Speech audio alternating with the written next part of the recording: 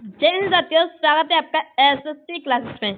जैसा कि आप सभी ने थंबनेल में देख ही लिया होगा, आज हम बात करने वाले आपके यूपी टेट नॉर्वेशन आपका क्या होता है और इसके लिए क्या रूल्स अपनाए जाते हैं और जो बोर्ड ये फॉर्मूला अपनाता है उसके थ्रू बच्चों के लिए यहाँ पर क्या बोनस अंक दिए जाते हैं। तो उसी सब के बारे में A to Z बात करने वाले हैं। ये वीडियो उनके लिए नहीं है जो सिर्फ कट ऑफ पास करके बैठना चाहते हैं, ये वीडियो उनके लिए है जो सुपर टेट की रेस में बने रहना चाहते हैं।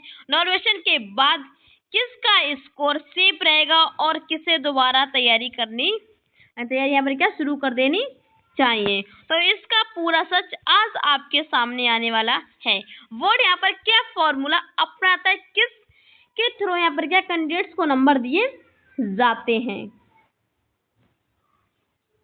अगर आपके यूपी टेट में 82 से 90 नंबर के नंबर से अगर आपके यहाँ पर क्या सिर्फ 1 या 2 नंबर कम आ रहे हैं तो हिम्मत मत हारिए। नॉर्वेशन एक ऐसा नियम है जो डूबती नैया को पार लगा सकता है, लेकिन एक छोटी सी गलती से आपके बढ़ते हुए नंबर भी यहाँ पर क्या घट सकते हैं। आज के मैं वीडियो में आपको बताऊंगी 3 शिफ्ट बताने वाली हूँ जहाँ सबसे ज्यादा नंबर बढ़ने वाले हैं, तो वीडियो को अंत तक जरूर देखिएगा, कहीं आपकी शिफ्ट छूट ना जाए। तो चलिए कैंडिडेट्स से हम बात कर लेते हैं आपके यहाँ पर क्या नॉर्वेशन का जो फॉर्मूला होता है वो क्या यहाँ पर बोर्ड अपनाता है। तो चलिए सबसे पहले स्टार्टिंग में यही बात कर लेते हैं कि यूपी टेट नॉर्वेशन 2026। तो नॉर्वेशन आपका क्या होता है, आप सभी के माइंड में यही चल रहा होगा कि यहाँ पर प्लीज ये नॉर्वेशन को बता दीजिए क्या होता है और हमारा जो सेफ स्कोर है वो क्या रहने वाला है और किस शिफ्ट का यहाँ पर का डिफिकल्टी लेवल इजी था और किसका मॉडरेट था। तो उस सब के बारे में आपके जितने भी सारे डाउट है यूपी टेट एग्जाम से लेकर तो सारे डाउट आपको इसी वीडियो में क्लियर होने वाले हैं।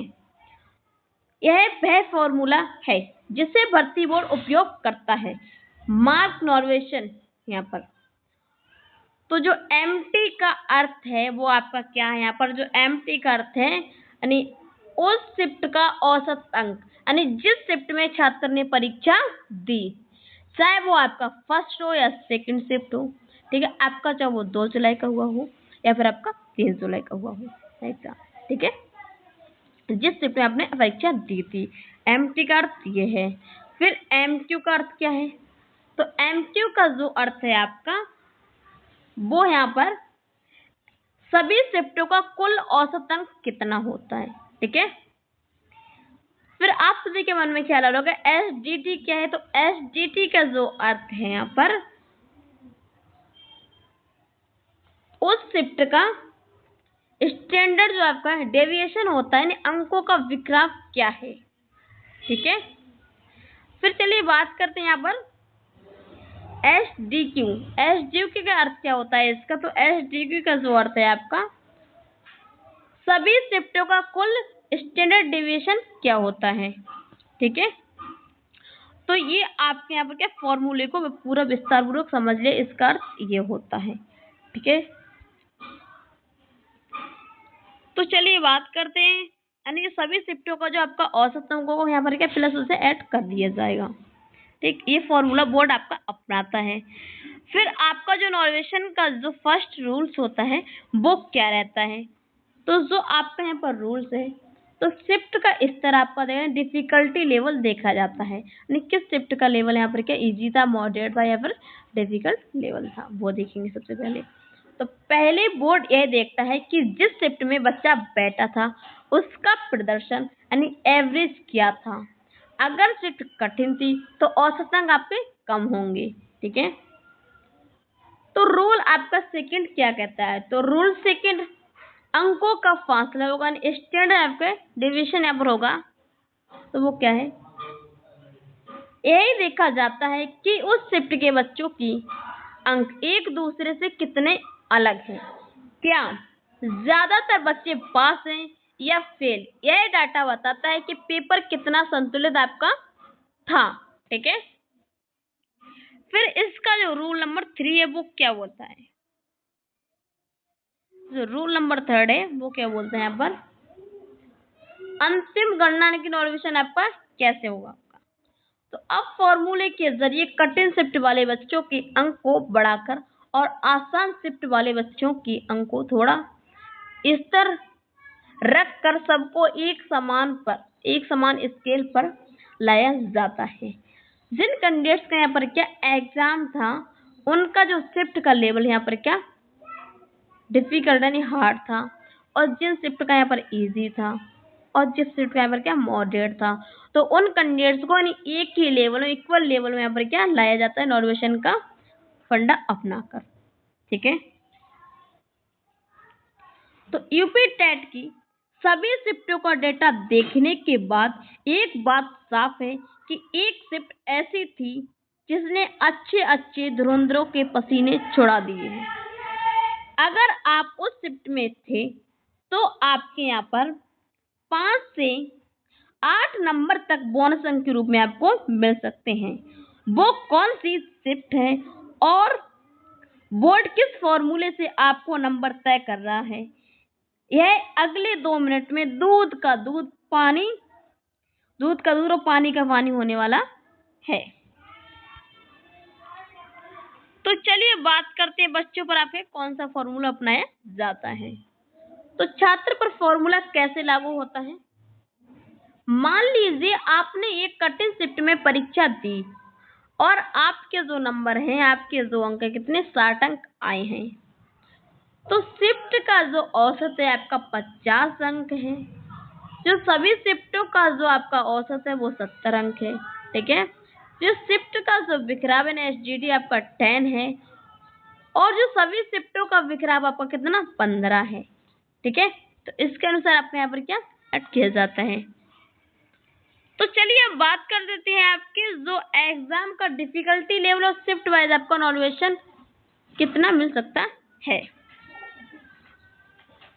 तो 2 जुलाई 2026 को जिन कैंडिडेट्स का यहाँ पर एग्जाम शिफ्ट फर्स्ट में सेकंड पेपर हुआ था, इसका जो लेवल कैसा टफ था। यहाँ पर आपकी एग्जाम डेट की बात की, यहाँ पर आपकी शिफ्ट की बात की गई और पेपर की, यहाँ पर आपका शिफ्ट जो डिफिकल्टी लेवल थी उसकी बात करी गई। यहाँ पर नॉर्वेशन के बारे में बात करेंगे। तो इसमें जो नॉर्वेशन आपको यहाँ पर है इस शिफ्ट के लिए, फर्स्ट शिफ्ट का सेकंड पेपर के लिए आपको 8 से 10 नंबर तक यहाँ पर आपको नॉर्वेशन मिल सकता है। तो चलिए करिए बात करते हैं आपके यहाँ पर क्या 2 जुलाई का जो आपका शिफ्ट सेकंड था, इसका पेपर सेकंड की, इसमें जो आपका यहाँ पर क्या जो शिफ्ट का जो लेवल था आपका कैसा रहा था मॉडरेट टू आपका टफ रहा था। इसमें जो आपको नॉर्वेशन है आपको 5 से 7 नंबर तक आपको यहाँ पर क्या मिल सकते हैं।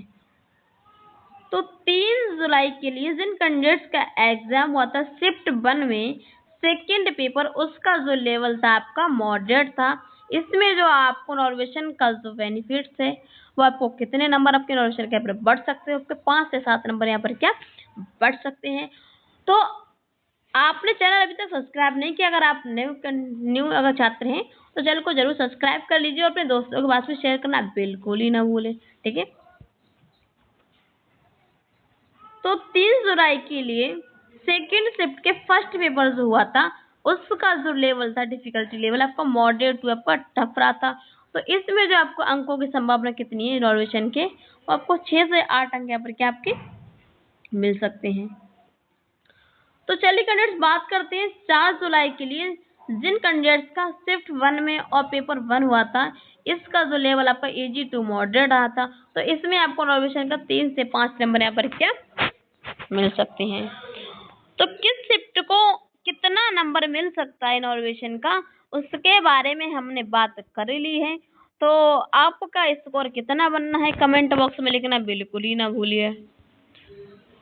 तो चलिए अब बात करते हैं आपका छात्र पर फॉर्मूला यहाँ पर क्या कैसे आजमाया जाता है। तो छात्र पर फॉर्मूला करते हैं बोर्ड कैसे। शिफ्ट यानी अंकों का स्तर देखा जाता है। आपके अंक अगर 60 है तो आपके शिफ्ट का जो औसत 5 है प्लस नंबर आपको 10 ऐड किए जाएंगे। ठीक है, शिफ्ट सेकंड है, शिफ्ट का अनुपात देखा जाए। शिफ्ट के अंतर का अनुपात निकालने के लिए आपको 15 बाई 10 से यहाँ पर तो 1.5 रहेगा आपका। ठीक है, तो स्टेप 3 है आपका अंतिम जो स्कोर है। अब इसके अंतर ने 10 को 1.5 से गुणा करेंगे तो आपको कितना 15 आएगा।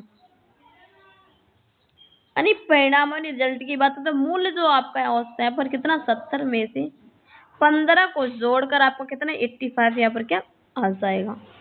तो इस तरीके से यहाँ पर क्या जो बोर्ड होता है वो इनोवेशन का यहाँ पर क्या फंडा अपनाता है। तो चलिए कंटेंट्स बात करते हैं। इनोवेशन का मतलब यह नहीं है कि आपके नंबर कम किए जा रहे हैं।